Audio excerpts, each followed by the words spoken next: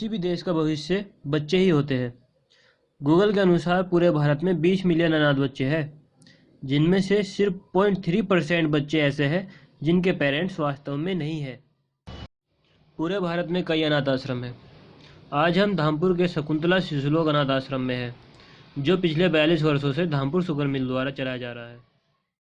क्योंकि यहाँ वो बच्चे आते हैं जिनके मम्मी पापा नहीं है, जिनके पापा है मम्मी नहीं है, मम्मी है पापा नहीं है, और या फिर जो आर्थिक रूप से बहुत कमजोर बहुत आर्थिक रूप से जो कमजोर बच्चे हैं वो यहाँ आते हैं। गरीबी की वजह से बच्चे अपने माँ बाप से दूर है।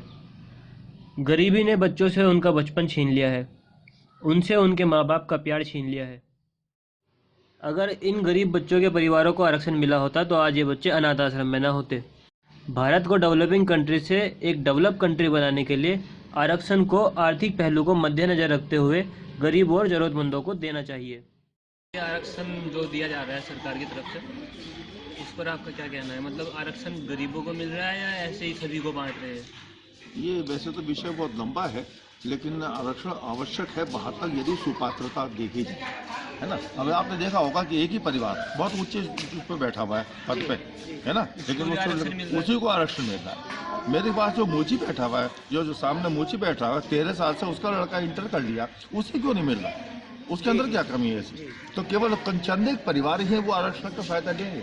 जो मतलब जैसे कि आपके पास यहाँ बच्चे रह रहे हैं, अगर उन्हें सरकार आरक्षण दे तो यहाँ बच्चों को आने की जरूरत ही नहीं पड़े, अपने माँ बाप के साथ। बिल्कुल बिल्कुल बिल्कुल। देखो कौन, अच्छा एक बात और है, बड़ी बात है, लोग बाग मुझसे पूछते हैं मैडम यहाँ कुछ सही आते हैं, सुपात्र आते हैं। मैं कहा आप ये बताइए, हमारे इस नाम का नाम शकुंतला शिशुलोक अनाथ आश्रम, ठीक।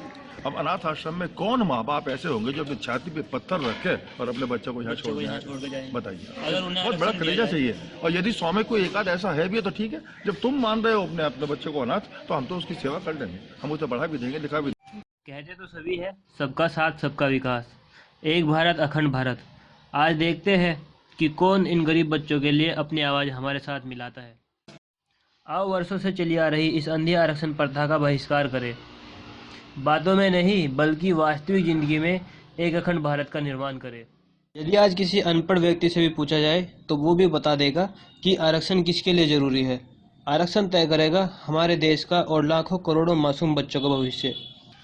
आरक्षण पर अरुण जी का कहना है, इसमें आर्थिक पहलू जरूर होना चाहिए। परिवारों को आरक्षण मिल रहा है जो शेड्यूल कास्ट है कहने के केवल, लेकिन पूर्ण रूप से संपन्न है, पूर्ण रूप से संपन्न है, अच्छा खा पी रहे हैं और अच्छा जिसे कहना चाहिए, उनके व्यवसाय चल रहे हैं, सब कुछ बात है, घर बिल्कुल संपन्न है उनका, और उनके पुत्र पुत्री जितने भी हैं अच्छी अच्छी जगह ब्याई गई हैं, तो अपने नातियों को, अपने देवताओं को, पोतों को, इनको मतलब ये सर्विसें मिल रही हैं। एक आम आदमी को जो वास्तव में सुपात्र है, शेड्यूल कास्ट है, सुपात्रता का इसमें जरूर ध्यान रखना चाहिए। आर्थिक पहलू भी होना चाहिए, बिल्कुल सही कह रहे हैं। यदि मैं हूँ गरीब ब्राह्मण हूँ, मेरे बच्चे का मतलब ये कि रोटी तक लाले पड़ रहा है, मैं नहीं बढ़ा पा रहा, तो वो आरक्षण के लिए बोलते नहीं है, क्योंकि वो उसका ये कलंक है कि वो ब्राह्मण कुल में जन्म हुआ है, कोई ठाकुर है, वो ठाकुर है, समझे, कोई वैश्य है। यदि उनका बच्चा है, वैश्य न जाने कितने हैं जो बेचारे आर्थिक रूप से संपन्न नहीं है, तो क्या उसने कोई पाप कर लिया? किसी गुप्ता के यहाँ, अग्रवाल के यहाँ जन्म लेके, अरुण शर्मा के यहाँ जन्म लेकर उस बच्चे ने पाप कर लिया कि साहब ये ब्राह्मण का ऐसे हटाओ, शेड्यूल कास्ट लाओ, पकड़ के चाहे जहाँ से लाओ। तो जितनी भी सरकारें आई, मैं तो उन्हें अक्षम मानता हूँ बिल्कुल इस मामले में,